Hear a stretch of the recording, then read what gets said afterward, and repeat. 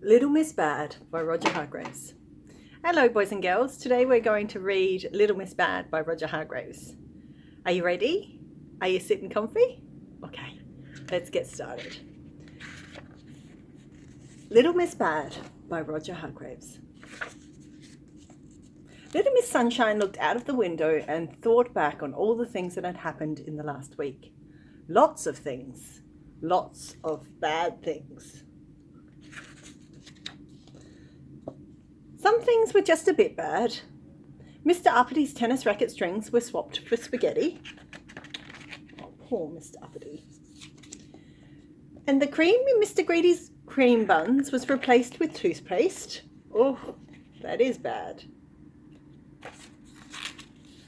Some things were really quite bad. Little Miss Splendid's shower had covered her with ink. Oh, poor Little Miss Splendid. And somebody had painted cracks on the walls of Mr. Worry's house. Mr. Worried was so worried that his house might fall down that he moved into his garden shed.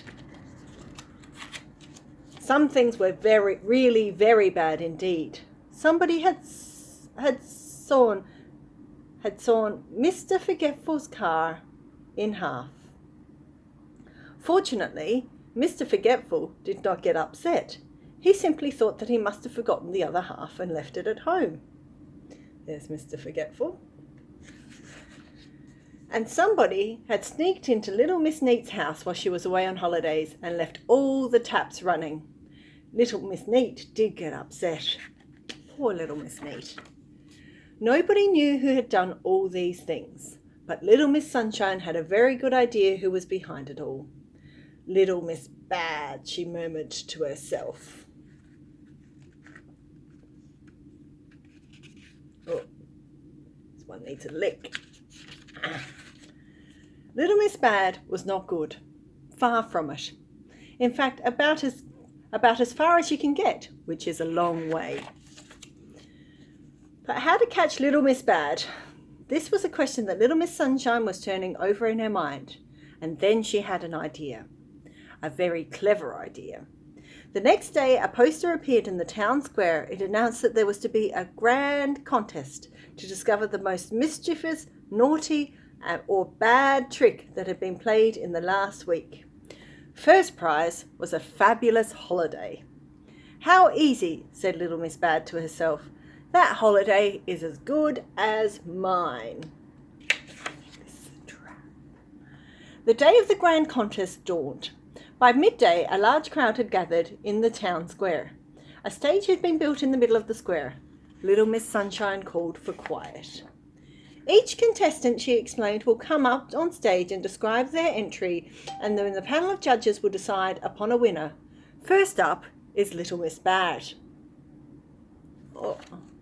Little Miss Bad could not wait to get on stage. She was so excited.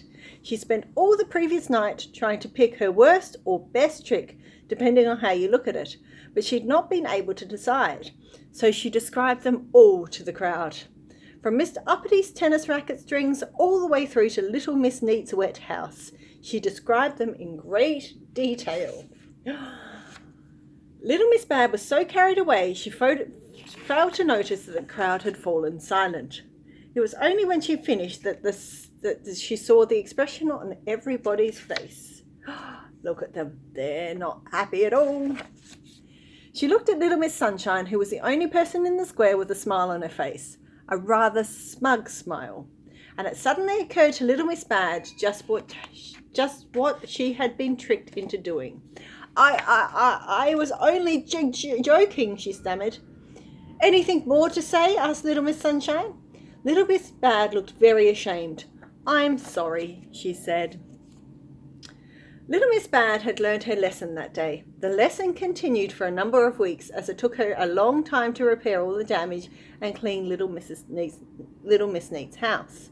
Mr. Forgetful's car will never look quite the same. Luckily, he can't remember why it looked like that in the first place. But nothing she had to do was half as bad as those moments standing on stage with the crowd glaring at her.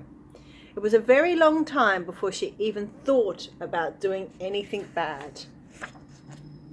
And the same could be said of one other person that day. Mr. Mischief, who slipped away from his place next to the stage and slunk off, where he breathed a very deep sigh of relief. That was Little Miss Bad by Roger Hargreaves.